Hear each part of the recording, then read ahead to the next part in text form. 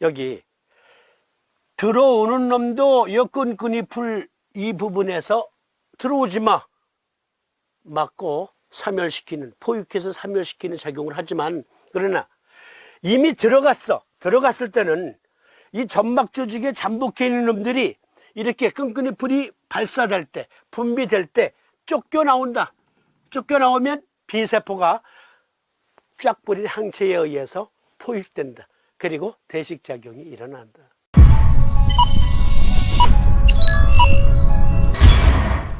마왕탕이나 계지탕을 복용하면 여기 폐강내 점막 조직에서 땀이 난다. 어떤 땀?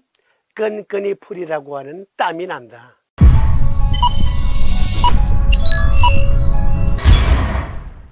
폐강내의 점막 조직에서는 점액이라는 그 끈끈이 풀이 충분히 묻어 있어야 돼.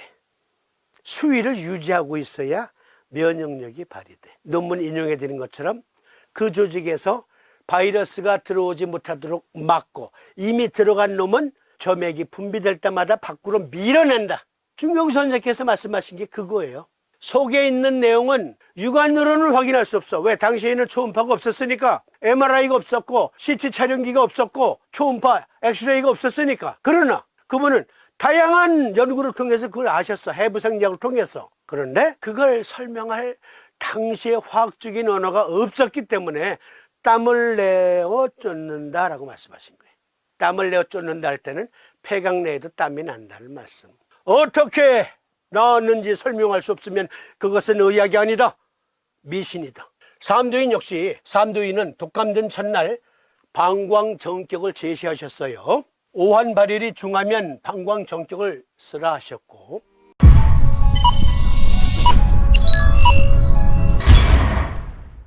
행림서원간 전현우저 사암침의학 총론 중 족태양암수 방광수경 편을 통해 독감든 첫날, 즉 마왕탕증, 계직탕증에 방광정격을 쓰라 하고 하신 그 뜻을 유추해 보십시다.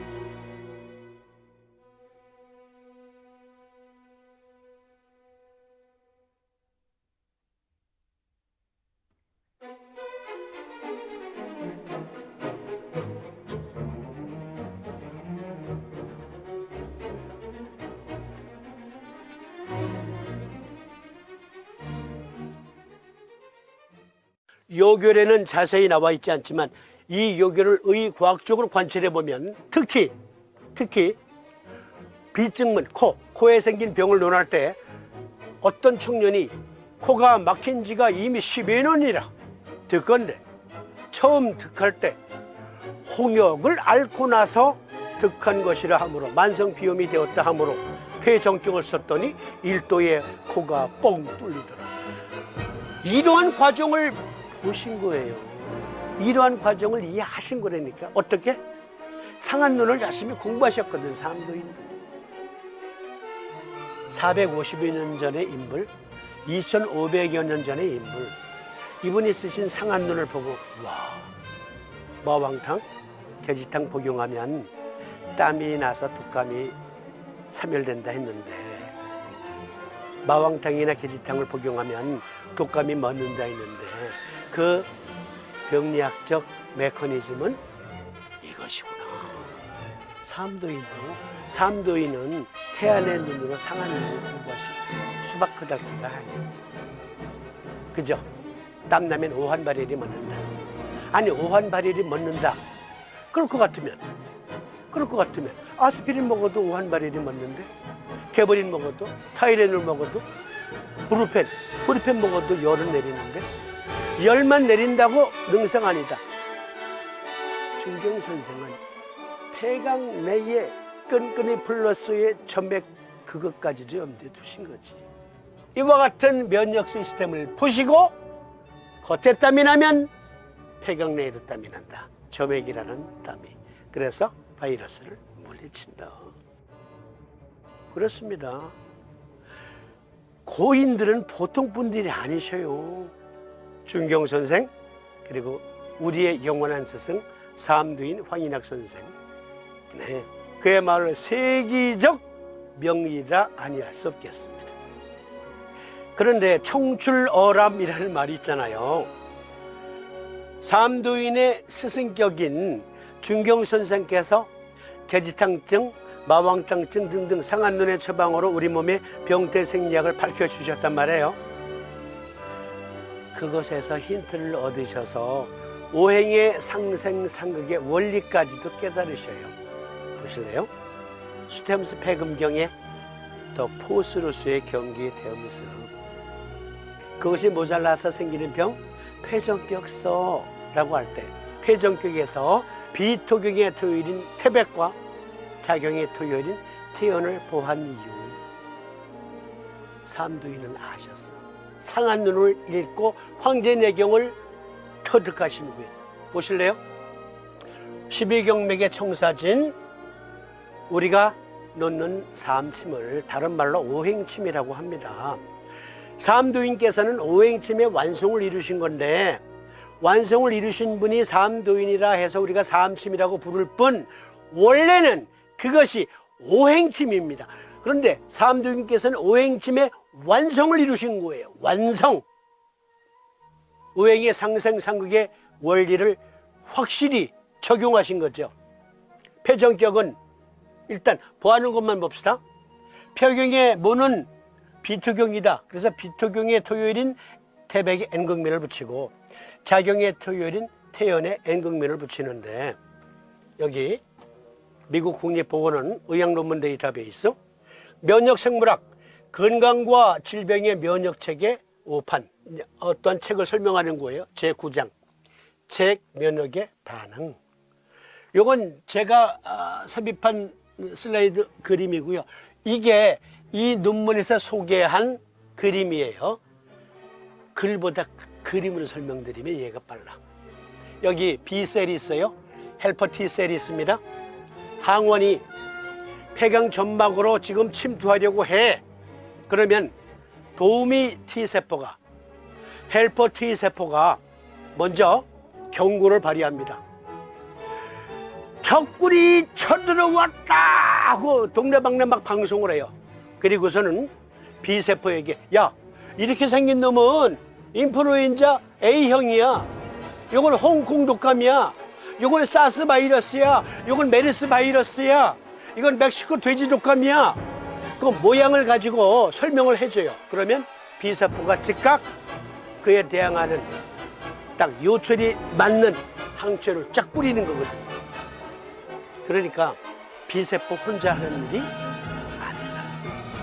B세포가 아니라 T세포가 먼저 경고를 발휘한다. 그러니까 세포성 면역, T세포가 하는 세포성 면역이 먼저 일어나고 그리고 이어서 B세포가 항체를 만들어서 항원에 대항하는 거예요. 그런데 여기 보시면 B장이 있죠? 아까 주목하시라고 한 거. 첫 번째 방어선인 점막에서 면역세포가 활동을 할 때에는 어디서부터 이루어진다고? 림프절. 그러니까 B장에서 B세포, T세포를 계속 폐각 내로 공급한다. 무엇으로? 림프 관로를 통해서. 자, 폐각 내에 점막 조직에 코털 같은 섬모 조직이 있어요. 그리고 그 위에는 점액으로 코팅되어 있습니다. 일정한 수위가 유지되어 있죠. 그런데 그 점막 위에 점액에서 면역작용이 일어나는데 점막에서 끊임없이 일정한 수위를 유지하기 위한 점액이 분비될 때 그때 보충병으로서의 면역세포도 함께 분비된다. 분포된다. 그런데 이게 서의학에서 말하는 것은 그것은 결국 B장이 지휘한다야. 림파틱 시스템이 지휘한다. 고로 삼두인께서 폐강의 면역력이 약해졌다. 그로 인해서 병이 생겼다. 그럴 땐 폐금경의 어미인 비토경의 도움을 받아라 라는 황제내경의 원칙이 우리 몸 안에서 벌어지고 있는 어떠한 메커니즘인가를 해안의 눈으로 보신 거예요. 그래서 비토경의 토요일인 태백을 먼저 보하고 자경의 토요일인 태연을 보하는 거예요. 그렇게 하면 점액이 분비될 때마다 보충병이 함께 보충된다. 보충병으로서의 면역세포들이 보충된다. 그걸 지금 이 논문은 증거하고 있는 거예요. 말씀드렸죠? 서의학을 통해서 동의학의 참됨, 우수함을 증거하려는 게 아니고 준경 선생께서 보신 것, 사암도인 황일학 선생이 보신 것을 오늘날 우리나라의 동의학자들이 제대로 설명하지 않고 그저 땀나면 오한머리를 씹는 건 당연하지 정도로만 그치니까 서의학자들이 답답해서 아니 니네들 진짜 모르겠어?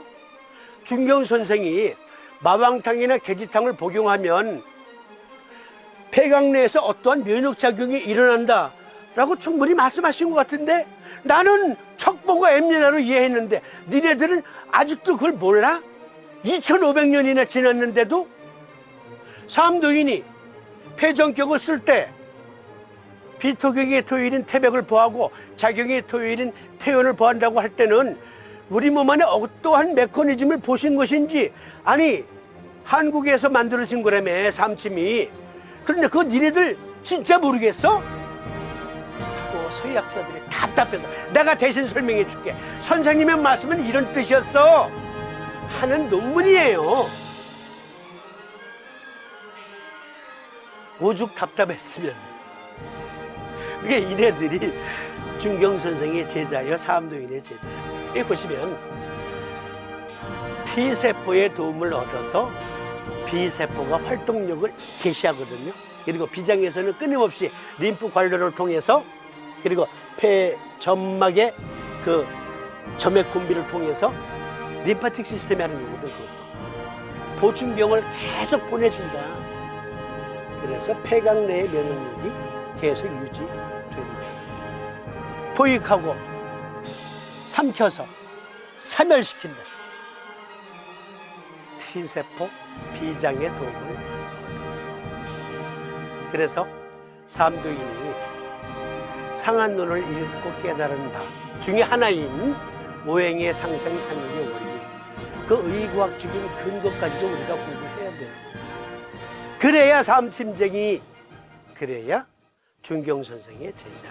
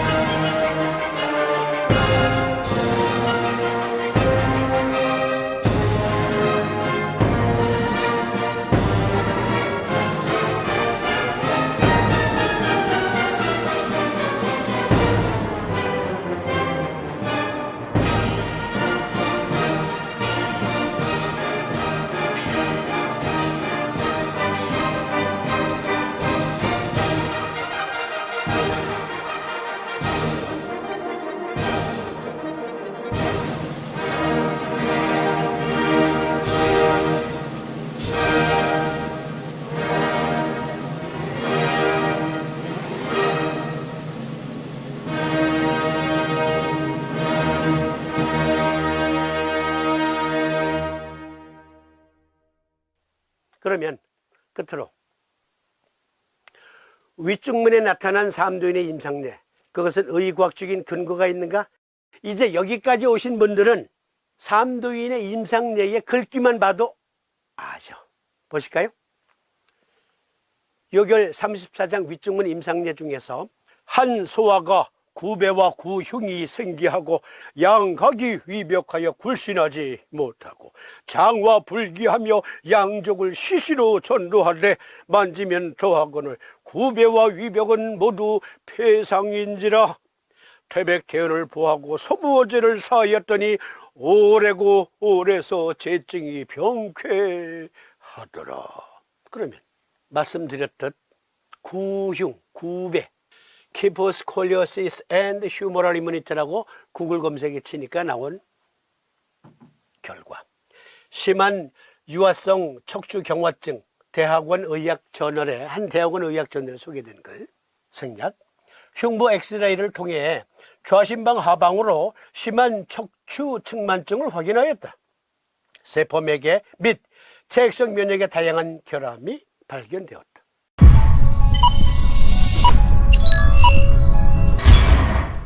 체액성 면역 결함, 그것으로 척추 만곡증이, 측만증이 생길 수 있다.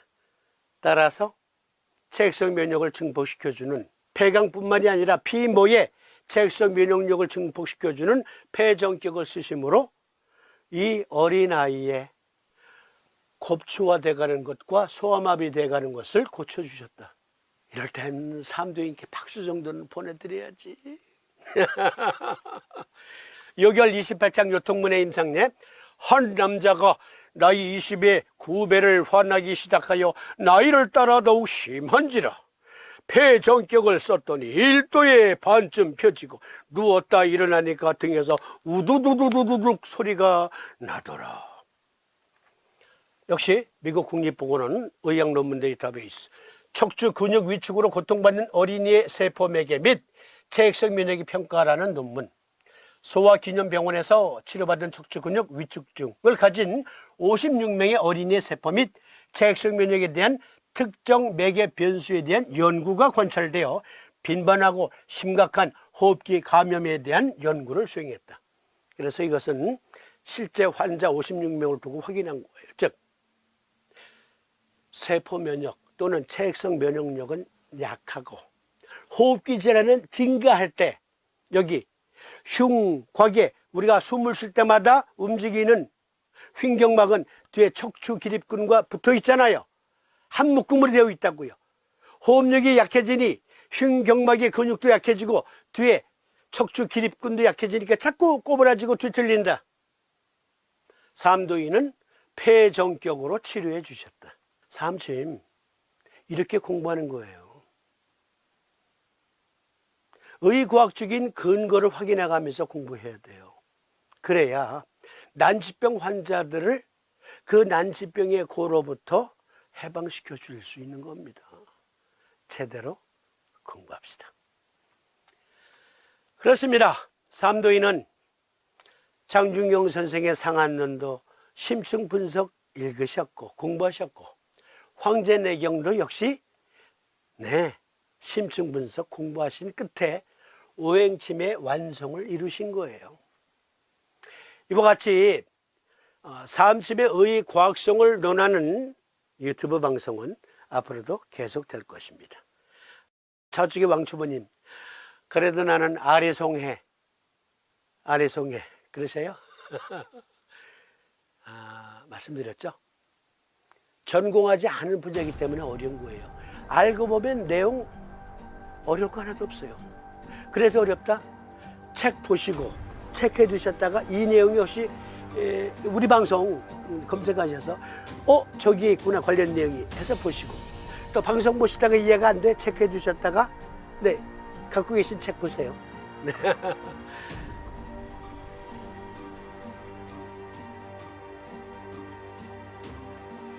우리 방송은 배고픈 자에게 한 마리의 고기를 틱 던져주는 게 아니라 평생 굶지 않도록 낚시하는 법을 가르쳐드리는 방송이거든요. 책 보세요. 책 보시면 됩니다. 그러면 이것으로 이번 내용 마치고 다음 시간에 보다 유용한 내용으로 찾아뵐 것을 약속드리면서 시청해 주심에 감사드립니다. 고맙습니다. 안녕히 계십시오.